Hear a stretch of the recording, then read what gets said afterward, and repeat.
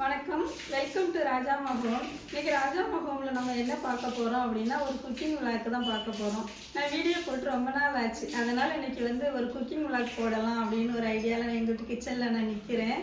இன்னைக்கு என்னோட சேனலை இது வரைக்கும் சப்ஸ்கிரைப் பண்ணாதவங்க சப்ஸ்கிரைப் பண்ணுங்க, ஷேர் பண்ணுங்க, லைக் பண்ணுங்க. வாங்க நம்ம வீடியோக்குள்ளே போகலாம். ஃபர்ஸ்ட் நம்ம பால் காய்ச்ச போகிறேன். டெய்லி காஃபியில் தான் என்னோட டே ஆரம்பிக்கும். அதனால் பால் நம்ம ஊற்றிட்டு காஃபி போடலாம்.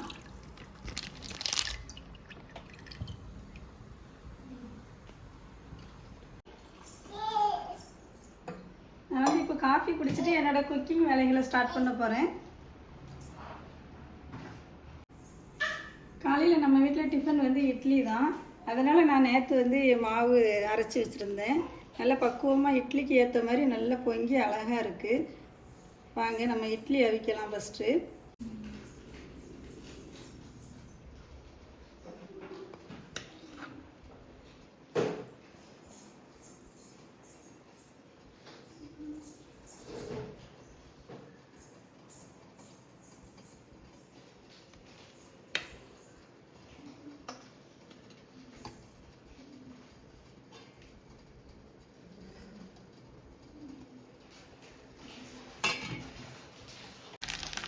சட்னி ரெடி ஆகிடுச்சு பிரேக்ஃபாஸ்ட்டுக்கு.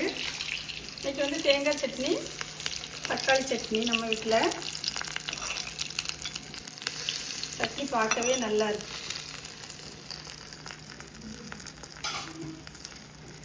அப்புறம் இட்லியும் ரெடி ஆகிட்டு கொஞ்சம் தண்ணி தெளித்து நம்ம எடுத்தால் தான் இட்லி ஒட்டாமல் வரும் துணி.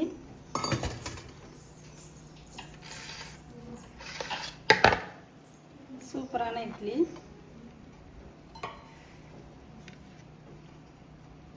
இது இன்னைக்கு நம்ம வீட்டில் நம்மளோட பிரேக்ஃபாஸ்ட். இன்னைக்கு இட்லி நல்லா புசு புசுன்னு பஞ்சா சூப்பராக இருக்குது இட்லி. என்னாலும் நம்ம வீட்டில் இப்படி தான் இருக்கும் இட்லி. இது சூடு ஆறிடும் அப்படிங்கிறதுக்காக மூடி வைக்கிறேன். இப்போ நம்ம சாப்பிட்டுட்டு அடுத்து நான் லஞ்சு ரெடி பண்ண போகிறேன். மத்தியானம் சமையலுக்கான காய்கறிலாம் கட் பண்ணி வச்சாச்சு. புடலங்காய் செய்ய போகிறேன், பாசிப்பருப்பு போட்டு கூட்டு.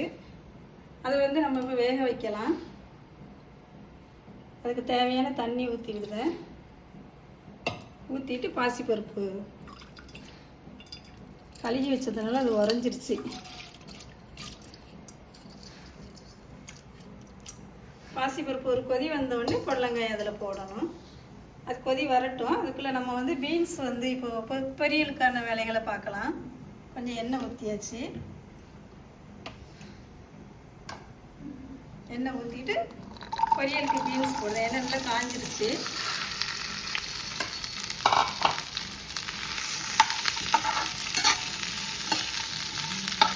அது வேகிறதுக்கு மேலே கொஞ்சம் நம்ம தண்ணி தெளித்து விடணும்.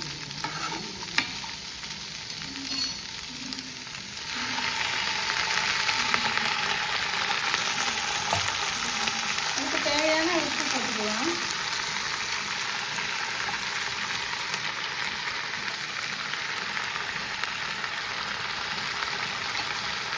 தேவையான உப்பு போட்டு நம்ம இப்போ மூடி வச்சிடலாம். ஒரு கலரி விட்டுட்டு நான் மூடி வைக்க போகிறேன்.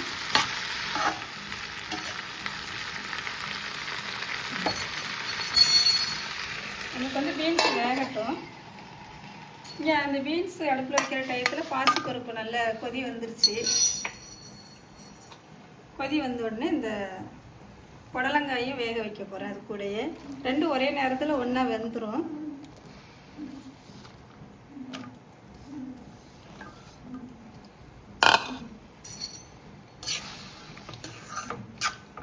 புடலங்காய்க்கு தண்ணி ரொம்ப வேணும்னு வேண்டாம், இவ்வளோ தண்ணியே போதும். இதையும் நம்ம மூடி வச்சிடலாம். புடலங்காயும் வேகட்டும். அப்புறம் குழம்பு எண்ணெய் கத்திரிக்காய் புளி குழம்பு தான் வைக்க போகிறேன். கத்திரிக்காய் கழுகுறதுக்காக தண்ணியில் போட்டிருக்கேன். குழம்பு ரெடி பண்ணிவிட்டு நம்ம பார்க்கலாம். இப்போ இந்த சைடு காயை வேக வச்சாச்சு. இங்கே சாதம் கொதிச்சிக்கிட்டு இருக்கு. அரிசி போட்டு கொதிச்சிக்கிட்டு இருக்கு. எப்பவும் நான் வடித்து தான் சமைப்பேன். நம்ம வீட்டில் குக்கர்லலாம் வைக்க மாட்டோம். நீங்களும் இதே மாதிரி வடித்து சமைங்க, உடம்புக்கு. புடலங்காய் வெந்துக்கிட்டு இருக்க டயத்தில் அதுக்கு தேவையான மசாலா நம்ம ரெடி பண்ணிக்கலாம். 2 பச்சை மிளகாய் போட்டிருக்கேன், 2 பல் பூண்டு, கொஞ்சம் ஒரு பிஞ்சு சீரகம், ஒரு சின்ன வெங்காயம். இது வந்து நம்ம கொரகொரப்பாக அரைச்சிக்க போகிறோம். புடலங்காய் எப்படி இருக்குன்னு நம்ம பார்க்கலாம். நல்லா கொதிச்சு பாதி அரைவாசி வெந்துருச்சு. நல்லா வேக விட்டு மசால் போடுவோம். பீன்ஸும் என்ன நிலைமையில் இருக்குன்னு நம்ம பார்ப்போம். பீன்ஸும் நல்லா வெந்துக்கிட்டு இருக்கு. பாதி குக் ஆயிடுச்சு. இன்னும் குக் ஆகட்டும். மூடி வச்சிடலாம். மூடுனா கொஞ்சம் நம்மளுக்கு சீக்கிரம் காய் வந்து வேகும்.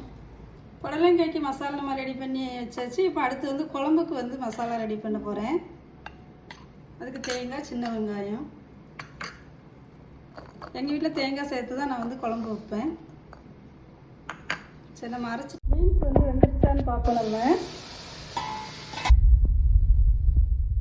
பீன்ஸ் வந்து நல்லா வெந்துருச்சு. பார்க்கவே கலர் சேஞ்ச் ஆகி நல்லா வெந்துருச்சு. பாருங்க, இதுக்கு தேவையான மசாலா இப்போ போட்டுக்கலாம். மஞ்சள் பொடி,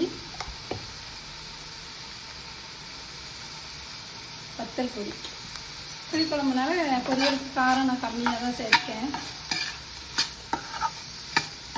இது பச்சை வாசனை போகட்டும், அப்படி வெந்துக்கிட்டு இருக்கட்டும். அதுக்குள்ளே இதுக்கு தேவையான தேங்காய் வந்து நம்ம வந்து ரெடி பண்ணிடலாம்.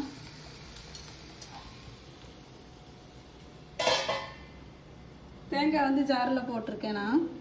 அதுக்கு ஒரு சின்ன வெங்காயம், 2 சீரகம்,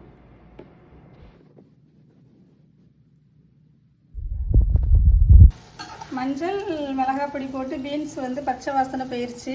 அதுக்கு ரெடி பண்ணி வச்ச தேங்காய் வந்து இப்போ நான் வந்து இதில் போட்டு மிக்ஸ் பண்ண போகிறேன். பல்ஸ் மூடில் ஒரு சின்ன வெங்காயம், 2 பூண்டு, கொஞ்சம் ஜீரகம் போட்டு நான் வந்து பல்ஸ் மூடில் கொரகொரப்பாக அரைச்சிருக்கேன். பொரியலுக்கு இப்படி அரைச்சா தான் நல்லாயிருக்கும். இப்போ வந்து பீன்ஸ் வந்து நம்மளுக்கு ரெடி ஆகிட்டு கொஞ்சம் தேங்காய் சூடாகுது வரைக்கும் தான் நான் வந்து கிண்ட போகிறேன். பீன்ஸுக்கு வந்து வத்தல் பொடி போட்டிருக்கேன். புடலங்காய்க்கு பச்சை மிளகாய். பீன்ஸுக்கு வந்து எல்லா மசாலாவும் போட்டாச்சு. நல்லா வெந்துடுச்சு.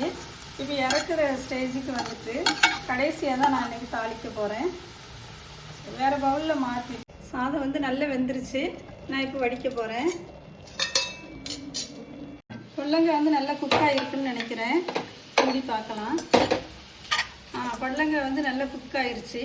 அதுக்கு தேவையான மசாலா சேர்த்துக்கலாம். கொஞ்சம் மஞ்சள் பொடி போட்டிருக்கேன். உப்பு நான் வந்து ஃபஸ்ட்டு பீன்ஸுக்கு தான் உப்பு போட்டேன். புடலங்காய்க்கு உப்பு போடலை. அதனால் தேவையான உப்பு இப்போ சேர்த்தாச்சு. இதுக்கு ரெடி பண்ணி வச்ச தேங்காய், சீரகம், சின்ன வெங்காயம், பூண்டு. சின்ன வெங்காயம், பூண்டு வேண்டாம்னு நினைக்கிறவங்க நிப்பாட்டிக்கலாம். எங்கள் வீட்டில் நாங்கள் சேர்த்து தான் செய்வோம். இப்போ இது பச்சை வாசனை போகிற அளவுக்கு நம்ம வந்து நல்லா கலரி விட்டுக்கலாம்.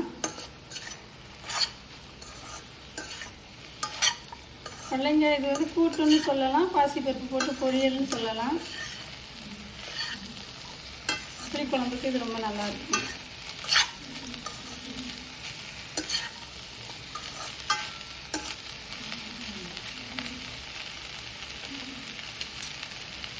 பச்சை வாசனை போயிடுச்சு. இதை வந்து வேறு பவுலுக்கு மாற்றிட்டு அப்புறமேல் நான் தாளிச்சிக்கலாம். இப்போ வந்து குழம்புக்கு குழம்பு வைக்கிறதுக்கு நம்ம தேவையான எண்ணெய் ஊற்றிக்கலாம்.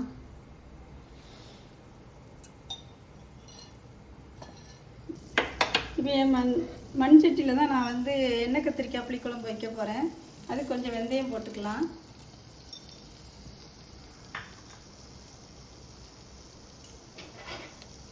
வெந்தயம் பொரிஞ்ச உடனே சின்ன வெங்காயம் போடுவேன். வெந்தயம் வந்து நம்ம வந்து உணவில் டெய்லி சேர்த்துக்கணும். ரொம்ப குளிர்ச்சி. நம்ம வெந்தயம் சேர்க்குறதே கம்மி.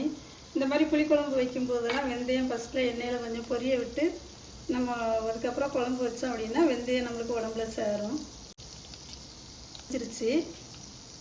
இப்போ வந்து சின்ன வெங்காயம் போட்டுக்கலாம்.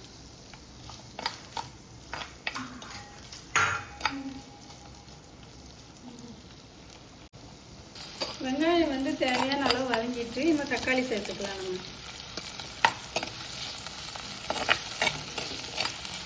ரொம்ப வதங்கணும்னு அவசியம் இல்லை. கண்ணாடி மாதிரி வதங்கினாலே போதும். கருவேப்பிலை, இது கூடவே நம்ம தேவையான மசாலா சேர்க்க போகிறோம். 2 ஸ்பூன் வத்தல் பொடி போட்டு ஒரு கிண்டிக்கலாம்.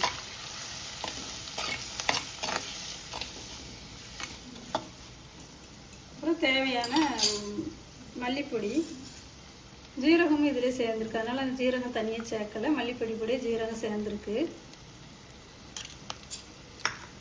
இதே இந்த எண்ணெயிலே ஒரு வதக்கிட்டு அந்த சைடு மசாலா எல்லாம் போட்டு வதங்கிட்டு இருக்கு. இது கத்திரிக்காய் வந்து கொஞ்சம் தனியாக தான் வதக்கி போட போகிறேன். சின்ன கத்திரிக்காயாக நான் எடுத்துருக்கேன். இதுதான் நல்லாயிருக்கும். இது வதங்குற டயத்தில் வந்து இதுக்கு மஞ்சள் பொடி போட்டுக்கலாம். நம்ம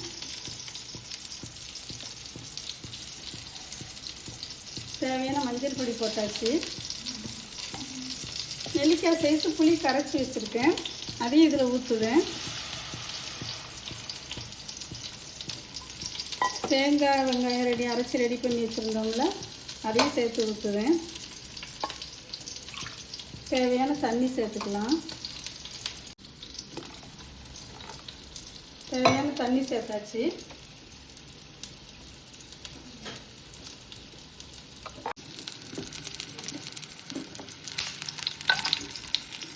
வந்து நல்லா வதங்கிட்டு தனியாக வதக்கி போட்டால் இன்னும் குழம்பு டேஸ்ட்டாக இருக்கும். அதனால நான் தனியாக எண்ணெயில் வதக்கி போடுவேன். இது குழம்புல நம்ம சேர்த்துடலாம் கத்திரிக்காயை.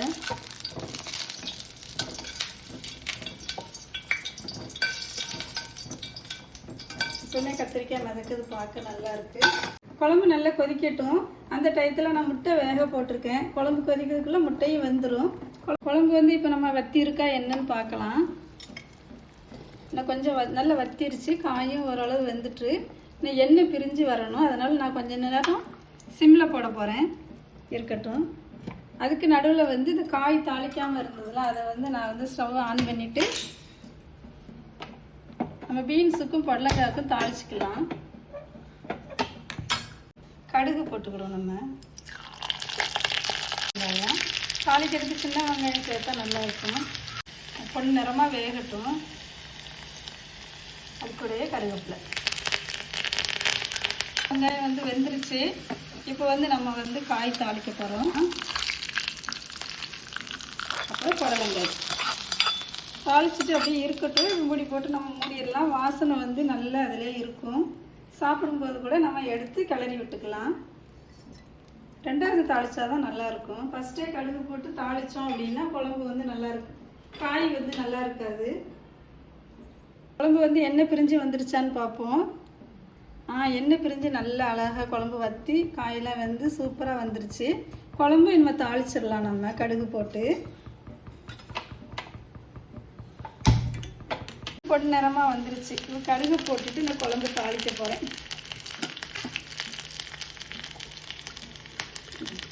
தாளிக்கிறதுக்கு போது திறந்துக்கலாம். குழம்பு எண்ணெய் பிரிஞ்சு பார்க்கவே சூப்பராக இருக்குது குழம்பு.